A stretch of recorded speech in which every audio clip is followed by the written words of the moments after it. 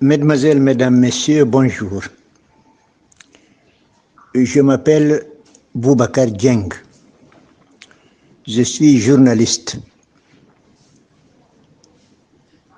ancien directeur de la radio rurale de l'Abbé.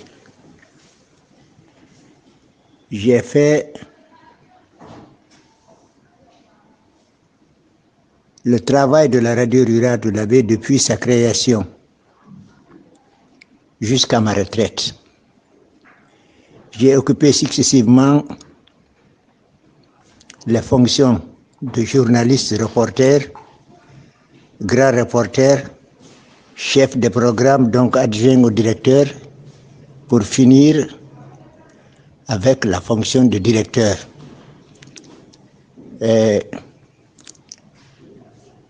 En 1990, nous avons commencé le travail de la radio rurale et moi j'ai quitté la radio rurale de l'Abbé en 2010 quand j'ai été muté entre les deux tours de l'élection présidentielle à la direction générale comme chargé de programme. Eh bien, travailler dans une radio rurale, à l'époque, les radios rurales régionales qu'on connaissait, parce qu'il y en avait 4, une par région naturelle du pays, c'est aussi avoir une riche expérience dans la vie des citoyens. Alors j'ai décidé d'échanger avec les citoyens, avec mes parents, avec ceux qui comprennent cette langue, pas particulièrement les Peuls, mais tous ceux qui comprennent la langue, Peuls, échanger avec eux et mettre à leur disposition quelques-unes de mes expériences que j'ai vécues à la radio rurale de l'Abbé. Je veux commencer par le feu mystérieux de Dalin. Ça mérite d'être cité parce que, imaginez une agglomération tranquille, calme, dont les habitants vaquent à leurs affaires quotidiennes, c'est-à-dire la culture, c'est-à-dire l'agriculture, parfois pendant la bonne saison, l'élevage, et ensuite la petite chasse et l'élevage. Tout est calme. On se sépare le matin, on va aux travaux, on se retrouve le soir, on dîne, on parle parfois des contes avec les jeunes et on se sépare jusqu'au matin. Voilà qu'un feu mystérieux se déclare dans ce village. Un feu, donc, on ne connaît pas les origines. Sauf qu'on voit 1, 2, 3 cases flamber à la fois.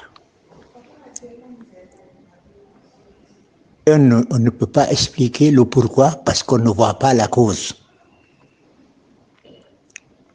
Et quand cette nouvelle est arrivée à l'Abbé, au centre,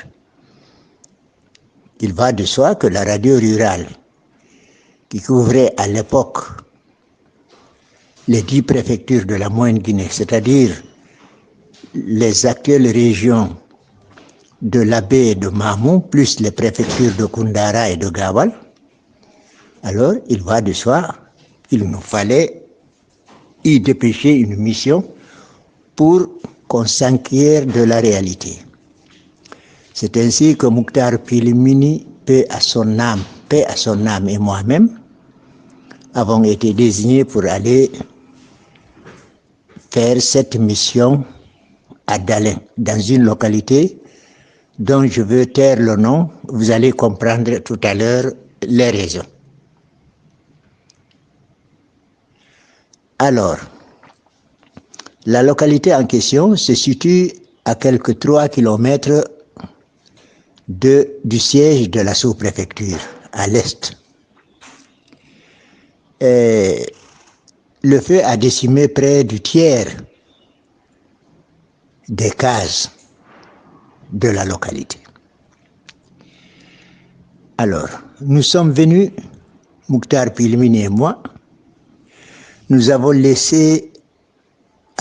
abandonné notre voiture et le chauffeur au pied de la colline. On l'a escaladé à pied, au prix de grands efforts, parce que c'est plutôt une montagne. Si on dit colline, c'est parce qu'il y a des montagnes plus hautes qu'elle à proximité. Sinon, elle était seule, on aurait dit que c'était une montagne. Alors nous avons vu nous-mêmes la réalité en face de nous, parce que la réalité était là, c'est que le feu a décimé beaucoup de cases dans le village. Alors nous avons interrogé les populations. On a commencé par les notables, hommes et femmes, quelques notables, hommes et femmes. Ensuite les jeunes et les moins jeunes. Mais au terme de notre travail, le constat était le même. C'est que ce feu est là, il est mystérieux, on ne sait pas d'où il vient, mais il a occasionné des grosses pertes. Bon, qu'est-ce qu'on retient du feu? Premièrement, il ne ressemble pas à un feu ordinaire. Parce que, au lieu d'avoir la couleur de l'or que nous connaissons de la flamme, ici la flamme est plutôt verdâtre. Deuxièmement, quand une case brûle, l'odeur qui se dégage là est plutôt nauséabonde. Ensuite, quand d'une case sinistrée, on extrait des objets qu'on confie dans une autre case, et cette case aussi prend immédiatement feu. Voici les caractéristiques. Bon. À cela, il faut ajouter que quand le feu se déclare, si on s'avise qu'il y a un feu qui se déclare sur une case, si on ne crie pas, on ne fait pas de tintamarre, pas de bruit, on vient, on peut sauver la totalité ou la quasi-totalité des objets qui s'y trouvent.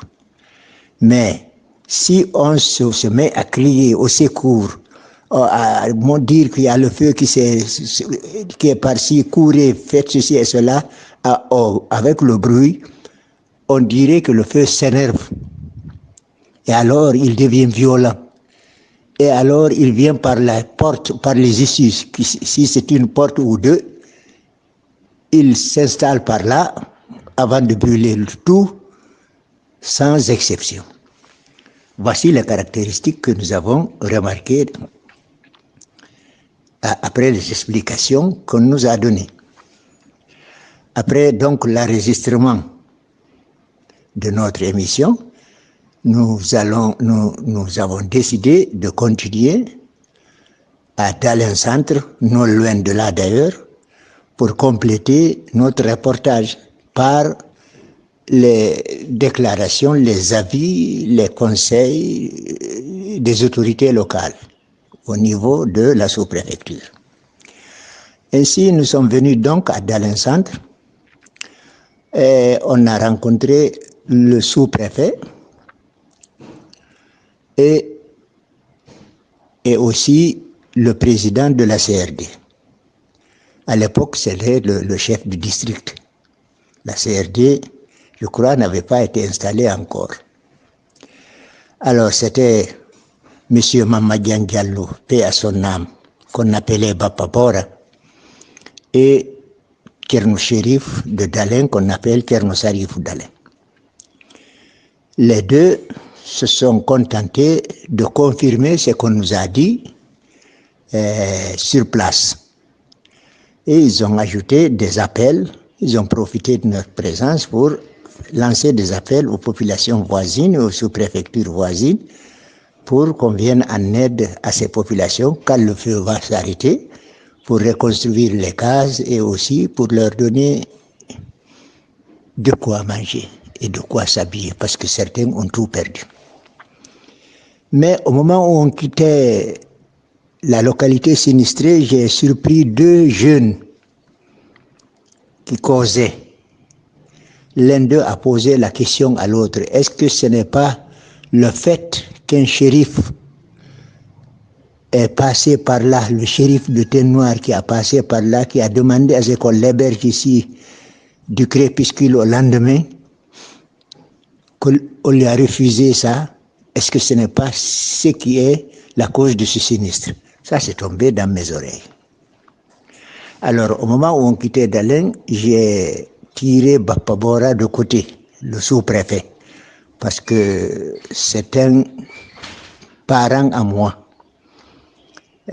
Nos familles sont des familles alliées de longue date, depuis le temps des Karamoko de l'état théocratique du Fouta-Jalon. Nous sommes tous de Mali. Moi, je suis du centre, lui, il est de Yembere. Alors, mais on se connaissait, c'était nos grands frères de loin qui nous ont encadrés pendant notre jeunesse, pendant notre scolarité. Il a été même principal de mon collège, bien que moi, j'avais déjà quitté pour poursuivre mes études ailleurs, mais il a été principal du collège de Mali, il a été secrétaire fédéral PDG, donc secrétaire général d'abord du comité régional de la GRDA, ensuite il est venu, il a escaladé les escaliers jusqu'à être secrétaire fédéral. Donc nécessairement, je le connaissais, il me connaissait évidemment. Donc je l'ai tiré de côté pour lui faire la confidence. Je dis, papa, j'ai entendu des jeunes dire qu'il y a un shérif qui est venu là un jour à proximité du crépuscule. Il a demandé à ce qu'on l'héberge jusqu'au lendemain matin. Les populations de la localité ont refusé. Il n'a pas pu passer la nuit, il a quitté dans l'obscurité, furieux. Il semble que ça peut être la cause. C'est pas sûr, mais ça peut être la cause du sinistre qui s'est élevé là-bas, parce que 3 jours après, les cases ont commencé à brûler. J'ai dit, voyez, Bapabor a dit, bon, on raconte du n'importe quoi, mais si ça, c'est tel est le cas, là, je connais la solution de ça. Si c'est autre chose, bon, je ne peux rien dire, mais si c'est ça la cause, moi, j'ai la solution. Il dit, bon, je t'en informerai plus tard. On s'est séparés sur ces faits. Nous sommes rentrés. Et quelques semaines après, Bapabor est venu tout heureux me dire que le feu a cessé et ils ont commencé à rebâtir les cases sinistrées. Il m'a expliqué comment ils se sont pris. Et il m'a remercié d'ailleurs de ma vigilance, entre guillemets, pour leur avoir mis sur la piste du shérif. En fait, ils sont venus trouver un shérif, lui, qui est sans équivoque. Parce que quand vous le rencontrez, vous sentez qu'il est arabe. Et parce que le shérif, vous savez, tout le monde le sait, c'est le descendant du prophète Mohammed, paix et salut sur lui. Alors, ce shérif, les shérifs sont humbles en général. Mais le shérif dont il est question, le shérif de Kansato, il est extraordinaire. Parce que je ne trouve pas un mot plus qu'humble, sinon je l'aurais utilisé. Il est très humble. Il est entre la maison, sa famille là, sa concession qu'il a érigée en doudal, c'est-à-dire en une école coranique, et la mosquée. Voici ses préoccupations. Après le pain, c'est sa concession, ses talibés, c'est-à-dire ses disciples. Après ça, c'est la mosquée. Après la mosquée, c'est chez lui. Il se déplace rarement, mais quand il y a de ces caractéristiques, il vient participer aux enterrements. Quand il y a ce qu'on appelle la cérémonie de planchette, quand quelqu'un a suffisamment traduit le Coran pour qu'il porte le nom de Tcherno, il vient participer à l'événement. Alors, voici s'il y a des ziyara où le Coran est lu partout où c'est le Coran, il est là, sinon il est chez lui. Et ce qui fait exception, c'est que parfois, il donne des bénédictions à des gens qui lui demandent, il le fait gentiment et de façon humble. Et pour cause, nous avons dit qu'il est humble. Voici donc le shérif, je peux dire Cheikh Mohamed Fadilou Haïdara, qui habite Kansato.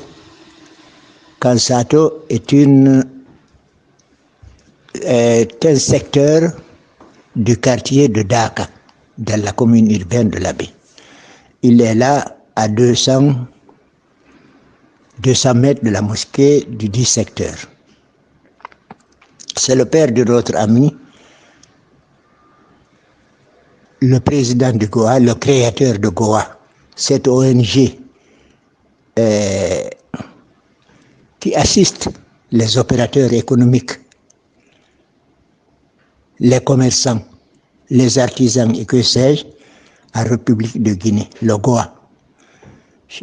Mohamed Chérif Abdallah, c'est son père, son feu père. Prions pour le repos de son âme. Alors, ils sont venus voir celui-ci, expliquer ce que j'ai entendu. Il a écrit sur le champ devant eux quelque chose sur un papier blanc. Il a plié le papier, il a mis un trou avec une certaine adresse au milieu. Il leur a dit d'attacher ça à une ficelle et d'aller accrocher sur la cime d'un arbre élevé du coin. Il leur a dit, bon, si c'est à cause du shérif, si ce sont les djinns, si ce sont les mauvais esprits, les mauvaises intentions, si ça ne vient pas du Seigneur,